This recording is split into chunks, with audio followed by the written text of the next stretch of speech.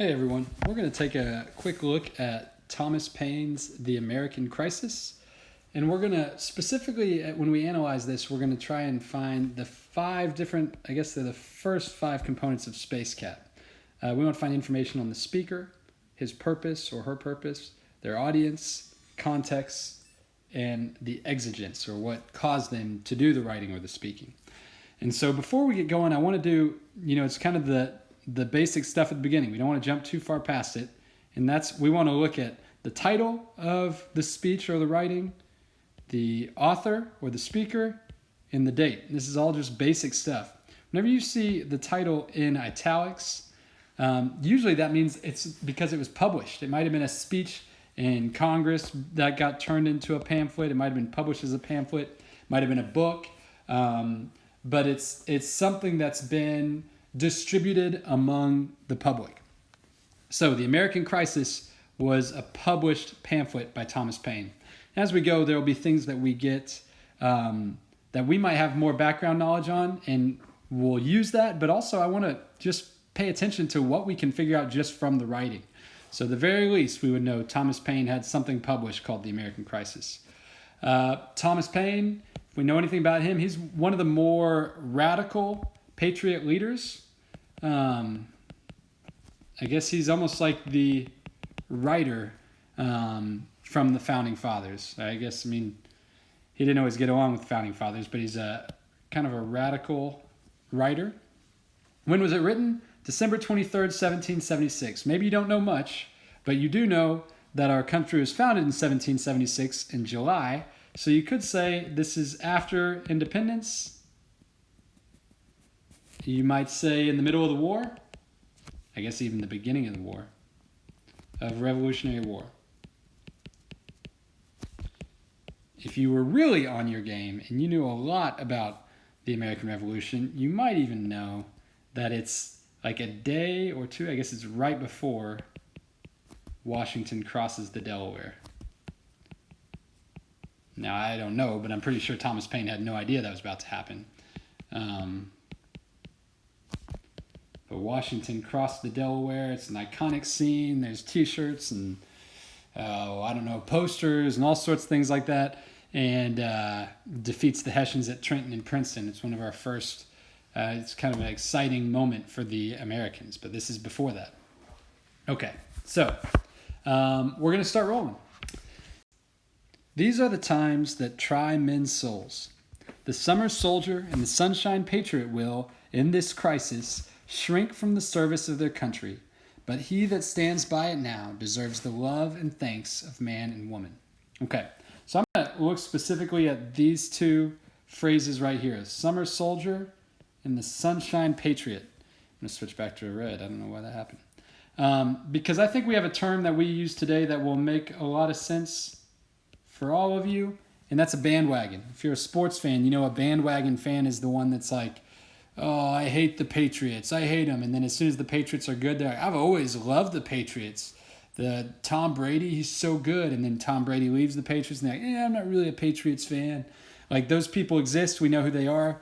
Essentially what Thomas Paine's saying is the summer soldier and the sunshine patriot is the one who's like, yeah, I'm all for American independence as long as everything's going good. If things start going bad, now I don't care as much about American independence.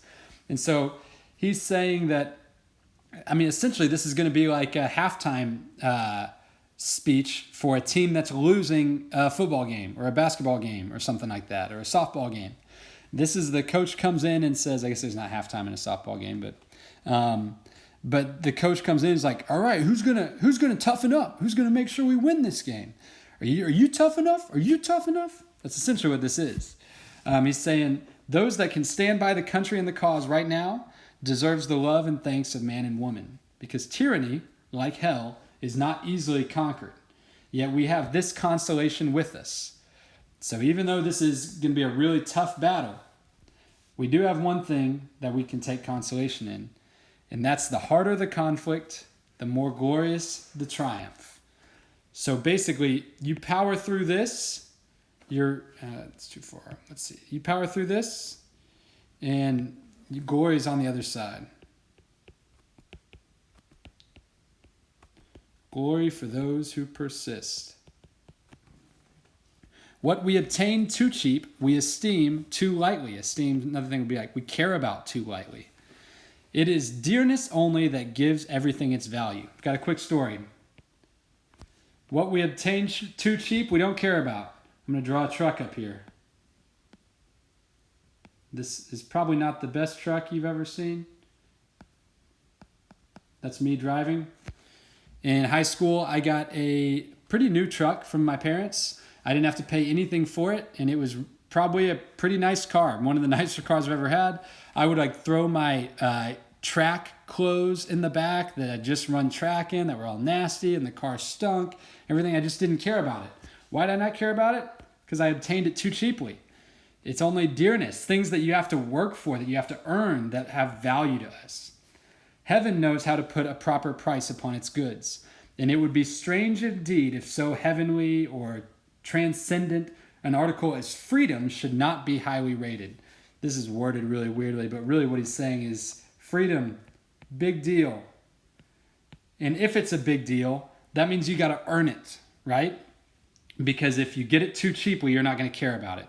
You got to understand the importance of freedom. Britain, with an army to enforce her tyranny, has declared that she has a right not only to tax, but to bind us, I guess you could say force us, in all cases whatsoever.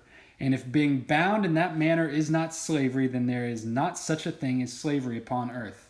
I just want you to think about what he's saying here and think about things like the declaratory acts, intolerable acts. And what you see here is the colonial reaction, at least from some people, to England saying, hey, we can do this. They're like, oh, really? So that's why we're slaves, because you're saying you can bind us in all cases whatsoever. And how is that not slavery? Even the expression is impious, for so unlimited a power can belong only to God. Only God can decide. Only God can force us to do one thing or another. And when man try to do it, it's irreverent, disrespectful, trying to impious, and there's better words for that. Heinous, maybe. Okay, so let's go back. Let's take a look at these pieces here. The speaker. What can we know from the writing? Thomas Paine, writer. We probably could have gathered from this writing that he was a patriot writer. I don't think you would read that and be like, I think this guy likes England. I think you'd be like, yeah, this guy is very in favor of independence. What's his purpose? Well, remember, we said it's almost like a halftime speech for a losing team. He's trying to encourage and admonish. And this is going to blend into audience next, but who's he trying to encourage and admonish? It's not the British, right? He's trying to encourage and admonish patriots. And you might even say discouraged patriots, because events haven't gone in their favor so far. Audience, we kind of just said it right here, but really he's looking at American colonists. And I'm going to go back to that word, discouraged American colonists. I'll put parentheses, discouraged. Because what he's trying to say is, hey, are you tough enough? Only the tough can power through something when it looks really bleak. And are you tough enough? And the context for the Americans is bleak. Some of you guys are Hamilton fans, so you're going to know this, but this is right after Washington abandoned New York City. And it kind of looks like the British are going to be able to do whatever they want. I mean, the army almost gets destroyed at New York City. They barely get away. And so at this point, things look bad. If you are in favor of independence, things looks... gosh, I'm losing my train of thought.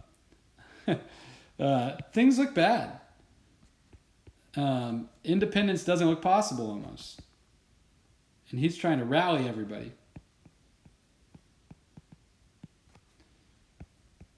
And again, we're going to see another spot where it kind of blends together. What's the exigence? Dark times. Dark times for the Americans.